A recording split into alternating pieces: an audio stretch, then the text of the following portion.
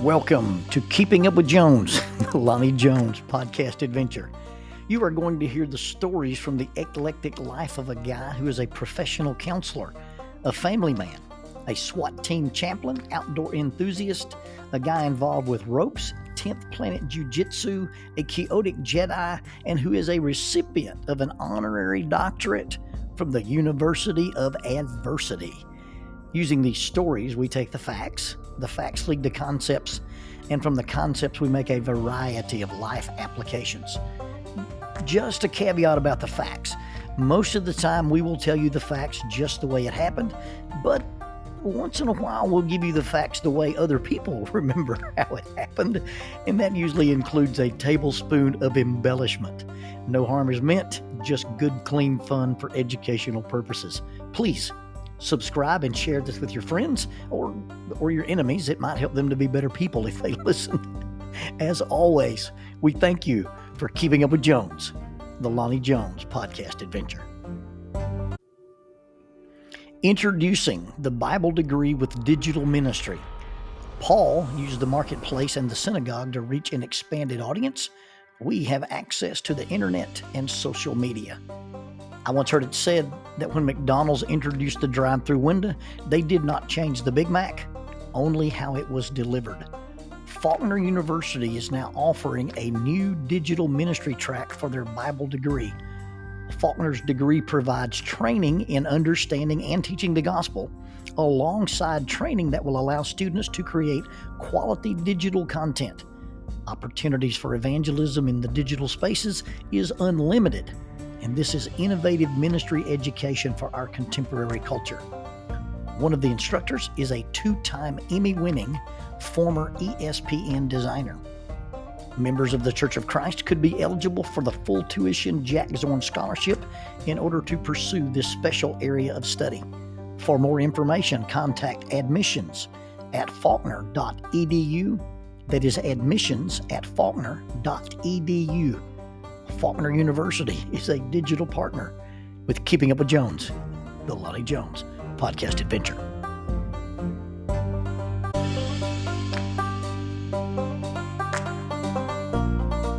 TKM Incorporated in Moss, Tennessee is a construction company that specializes in erosion control, seeding, and soil, hydroseeding, hydromulch, minor excavation, and silt fence.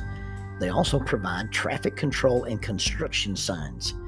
Their business is keeping people safe, but their passion, their mission, is they wish that all men could be saved. TKM has adopted the nickname the King's Men because as they serve you, they also serve the King.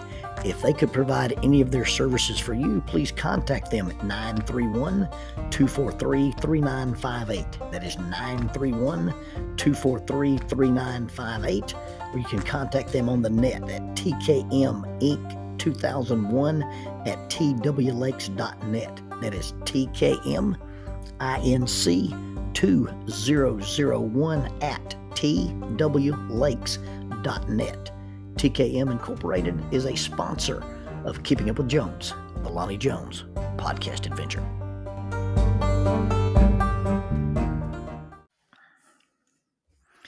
I once had the pleasure of reading one of my medical reports. I only read it once, and I'm making up the words, but it was in this vein or in this tone. Large, irregular, meandering, descending incision to the anterior abdominal region. The viscera elevated and abdominal cavity rinsed and cleansed. 18 inches of sigmoid colon removed, created stoma on the anterior abdominal wall. Patient tolerated well. Tolerated? I was unconscious. I didn't have a choice. Of all the things that they described that they did to me, the one word that got my attention was that I tolerated it. But I guess in medical terms, I did tolerate it. I did nothing about it. I didn't squirm. I didn't wiggle. I didn't make a fuss. I just did nothing. I lay there unconscious.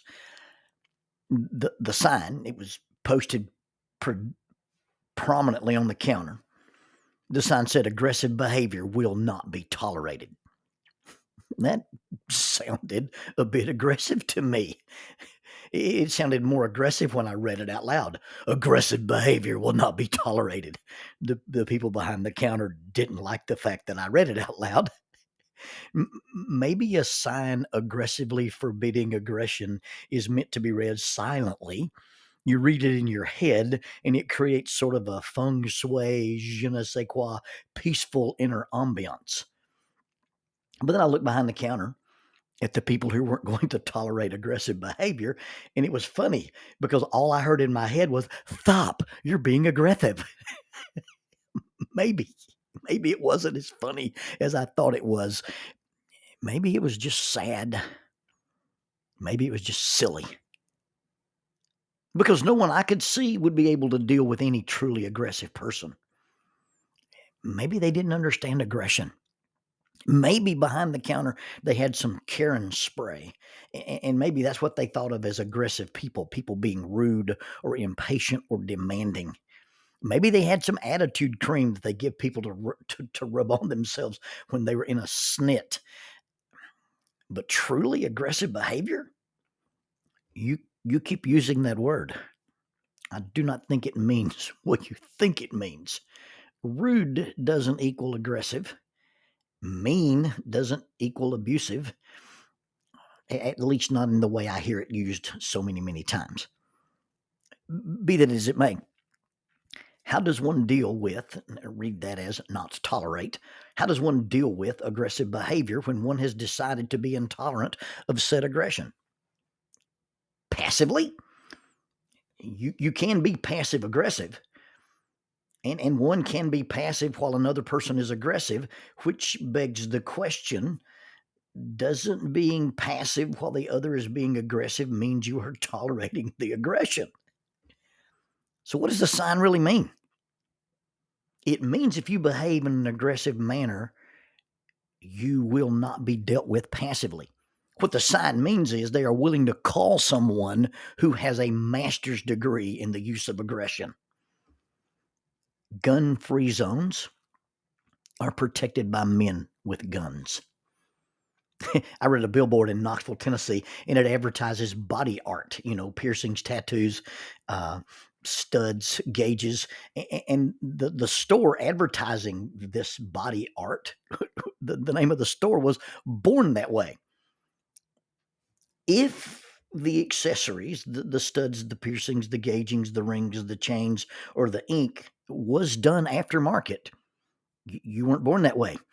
If you didn't come from the factory that way, then you weren't born that way. I'm not saying there's anything wrong with that. I'm not saying that one shouldn't have those things. I see some tattoos that I think are really cool. I've designed 2 tattoos for different people. My daughter keeps wanting me to have the inverted spider logo that I use tattooed on my arm. I'm not anti-tat. I'm not necessarily pro-tat. If you want to be a lifelong sponsor of the podcast, a lifelong annual sponsor, I'll get your logo tattooed on my deltoid and preach in sleeveless shirts. I don't have anything against them. But on face value, these messages don't match. We will be intolerant of aggression. And you were born that way, so add accessories. Now, there are some messages that are intended not to match. There are some things, and you have clear labels that one of these things is not like the other. Jackie and I were going on a trip. We're going to fly somewhere, and I was recovering from something. Now, please understand, I haven't flown since 2020 because of COVID. During that era, and spell it any way you want to spell it, ERA or ERROR, you came into the airport, you had to stand apart, you had to sit apart, you had to stand in line with enough space between you so you could get a quarterback sacked. And then after doing all that, after going through all those machinations, they jammed us into a flying metal tube like Pentecostal preachers at a herpetology convention. I realized I'm paying them to treat me this way. And I decided not to tolerate it anymore. And by the way, if you own an airline company, why don't you load the plane from back to front? not by zones, miles, and the fantasy of first class. When I'm getting on a plane with my little carry-on bag and I walk by the people in first class, I like to lean over someone and say, my end of the plane actually touches down first. Anyway, Jackie and I were at the airport. We step out of the car. We're in the parking deck, and I retched. I spewed. I vomited. I blew hot chunks all over the pavement. Jackie looked at me and said, "Are you all right?" To which I responded, I am now. She said, "What did you eat?" I said, "Nothing. I'm not supposed to eat with my medicine." She said, "What kind of medicine are you taking?" I said, "I just took the pills the doctor gave me and those stuff you told me to take." She said, "Let me see them." Well, it turns out one was an antibiotic and the other was a probiotic. Apparently, they were in my stomach fighting like two cats with their tails tied together, hanging over a clothesline. She looked at me and simply said, "Words have meanings. Prefixes are our friends." And then she laughed in that way she does when she's shaking her head at me. Maybe I'm focusing on the word wrong, or maybe I'm using the wrong word. I guess one can be intolerant to aggression, but your attitude toward it or your feeling about it doesn't really change anything. Maybe we're talking about tolerance. Maybe we're talking about tolerate. Maybe we're simply talking about how we react and how we respond. But the key is you get change when you change. It's not about expecting or waiting on others to change. I'm not going to let them treat me this way does not change the way they treat you. It simply changes the way one responds to how they are treating you. My friend, Dr. Kyle Butt, asked the question, if you have 5 pelicans on a pier and one decides to fly off, how many pelicans do you have? Well, in his answer, you still have 5. You see, just because the pelican decided to fly off doesn't mean he actually did it. Deciding to do something is not the same as doing. Until the big bill bird bounces, there are still 5 pelicans on the pier. Do or do not. I will not tolerate is a decision. But the crux of the matter is, what action will I take when I witness or am faced with or experience the intolerable? I know. I'll post a sign. I'll make a meme. I'll organize a public fit. I mean, a protest. Deciding not to tolerate something and doing something about it are not the same thing. Now, I'm not denying in any way that there is truth in the phrase, "Do not be overcome by evil, but overcome evil with good." That's a very powerful phrase. But good cannot simply be defined or understood only as passive inaction, lack of action, or being non-assertive. One does not fight fire with fire, but one does fight fire.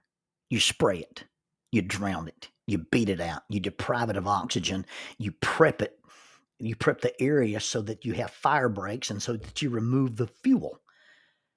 You're not fighting fire with fire, but you're fighting fire with the things providing an environment that fire can exist or thrive. Being intolerant of hatred, racism, sexism, abuse, neglect, poverty, exploitation of the innocent goes way beyond simply making a decision that you don't like it or find it offensive. It goes beyond a marketing campaign. If we truly will not tolerate evil, it goes beyond virtue signaling, fit pitching, whining, name calling, labeling, posting signs, or making posts. So what do? I don't tolerate may simply mean I won't attend the event. I won't listen to the speaker. I won't go to the rally. I won't be at the social gathering. I won't listen to liars as they lie or let abusers talk to me abusively. It may be that I have to distance myself from my family. My not attending, my not being present did not stop it from happening, but it did stop it from affecting me. Maybe if I'm at the speech, the rally, the service, the gathering, and that which I will not tolerate takes place, I can make a choice to leave. I don't have to make a scene. I just simply leave. Avoidance is not always a bad thing. It's not always pathological. In fact, in some cases, avoidance can be healthy. Whoever manages the distance manages the damage. But what if I'm in a place where I can't dictate the space? What if I'm in a situation that is unfair or uncomfortable and I simply can't leave? Well, there are some cases that demand a response, but it has to be a positive response. It can't be a punitive response, and it can't be a vindictive response. So how does one respond to that which is unpleasant, unfair, dishonest, disrespectful, or disgusting? Loving your enemy, blessing those who curse, praying for your persecutor, turning the opposite cheek, and going an extra mile. Those are positive, powerful actions. Loving my enemy is choosing. It's attitudinal. It's choosing to hope he experiences goodwill in his life and realizing that I'm not the one to settle his accounts. I don't have to plot his demise. I can just hope he gets better. Blessing the cursor simply means I don't live in a quid pro quo world. I don't have to give him what he gave me or expect that the world is even or balanced or fair. I just give him a blessing instead of returning his curse. Praying for my persecutor is recognizing that hurt people, and asking for something to happen good to him is different than hurting him, because if I hurt him, I will only add to his pain and it will not create relief in me. Turning the other cheek is about giving second chances, and going the extra mile is about making extra effort. Now, those responses do not equal tolerance. They do not equal endorsement. They do not equal permission, and they do not imply forgiveness. They are intentional, counterintuitive responses to the repugnant. There is no implied guarantee that they will affect the behavior or the behavior, and that's a real word, behavior. The effect that those things have are on me. When I change my responses to the behavior, I change the power of the behavior, and I change the power of the behavior. There's that word again. I didn't cause it. I will not cure it. How do I cope with it? Those responses, blessings, prayers, other cheeks, and extra miles, are not designed to change toxic behavior to beneficial or transform mean people into nice people. Those strategies only have the power to change the power that the other person or the other behavior has over me.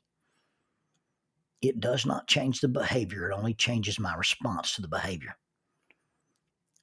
I choose, and by choosing, I am empowered. I am saying I will not tolerate the control that your aggression, manipulation, accusation, temper, addiction, hatred, or judgment has over me. That means no matter what others say or do, I choose not to act, react, overreact based on words, values, thoughts, and deeds of others.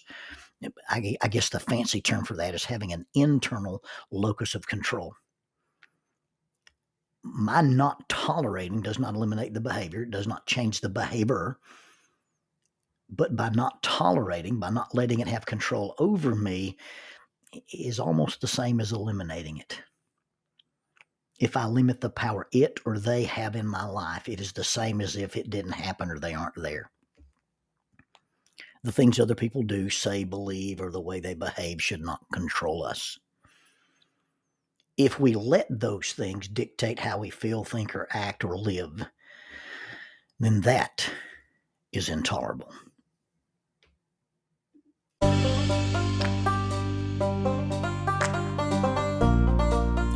Using the tool of shortwave radio, World Christian Broadcasting literally covers the world every day with the gospel. They use 2 large curtain antennas. One is located in Anchor Point, Alaska, and the other in Madagascar.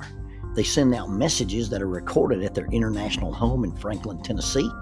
They make available 40 hours of broadcast every day. The broadcasts are made in English, Chinese, Russian, Spanish, Portuguese, Korean, English for Africa, and Arabic. They would love for your group to visit them. You can bring your ladies group, your youth group, or your men's group. Just give them a call at 615-371-8707, 615-371-8707, or you can go to worldchristian.org, find the Donate Here button, and make a financial contribution to support this work that literally covers the world every day with the gospel. World Christian Broadcasting, in cooperation with Keeping Up with Jones, the Lonnie Jones podcast adventure.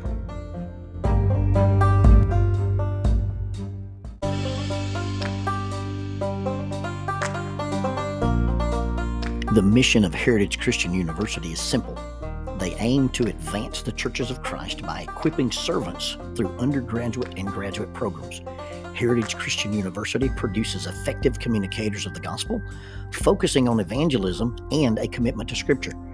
Heritage Christian University is accredited by the Association for Biblical Higher Education and offers the following degrees: Associate of Arts in Biblical Studies, Bachelor of Arts in Biblical Studies, Master of Arts, Master of Ministry, and Master of Divinity. Since 1968, Heritage Christian University, formerly International Bible College, has offered affordable degrees in biblical studies, allowing graduates to thrive in their ministries without the burden of loan debt after graduation. For more information about Heritage Christian University, visit www.hcu.edu. That's 3 W's and a dot, hcu.edu. Heritage Christian University is a sponsor of Keeping Up with Jones, the Lonnie Jones podcast adventure.